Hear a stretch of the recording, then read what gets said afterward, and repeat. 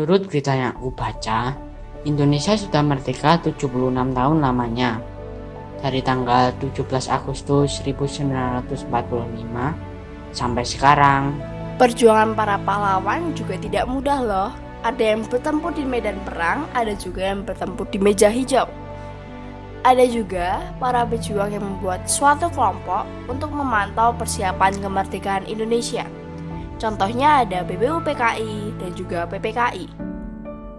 BPUPKI terbentuk pada tanggal 1 Maret 1945, sedangkan PPKI terbentuk pada tanggal 7 Agustus 1945. BPUPKI dan PPKI memiliki tujuan yang berbeda. BPUPKI tujuannya adalah mempelajari dan menyelidiki hal-hal penting yang berhubungan dengan pembentukan negara Indonesia merdeka. Sedangkan PPKI bertujuan untuk melanjutkan hasil kerja BPUPKI dan menyiapkan pemindahan kekuasaan dari pihak Jepang ke Indonesia. BPUPKI dan PPKI juga mengadakan sidang yang menghasilkan beberapa poin untuk Indonesia, seperti sidang yang dilakukan oleh BPUPKI yang menghasilkan Dasar Negara Indonesia, Piagam Jakarta, dan masih banyak lagi. Sedangkan sidang PPKI menghasilkan dan mengesah UUD untuk Republik Indonesia, serta mengangkat IR Soekarno dan Mohatta sebagai Presiden dan Wakil Presiden pertama di Indonesia. Dan masih banyak lagi hal yang dihasilkan di sidang tersebut.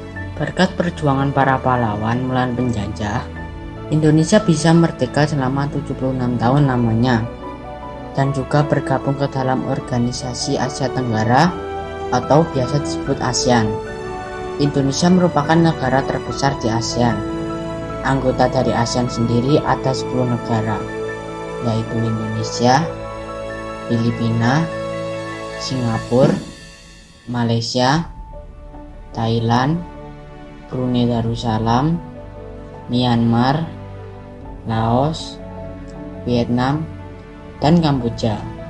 Kondisi geografis ASEAN sendiri dikelilingi dua samudra, yakni Samudra Pasifik dan Samudra Hindia.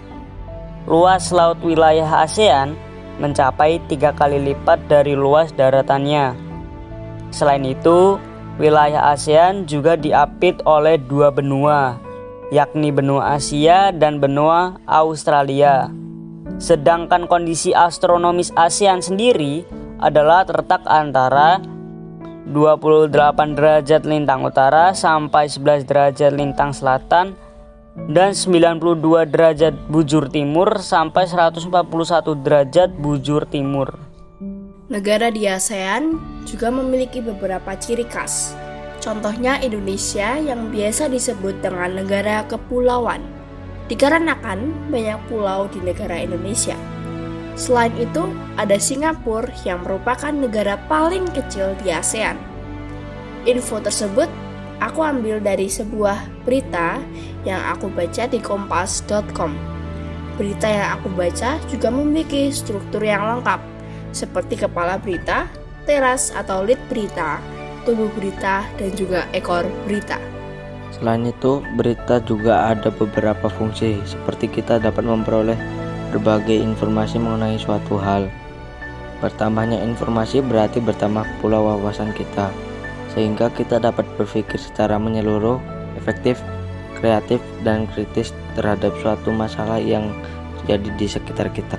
Unsur-unsur dalam teks berita itu juga harus lengkap sehingga pembaca bisa mengetahui penjelasan dari berita tersebut. Contohnya unsur 5W dan 1H.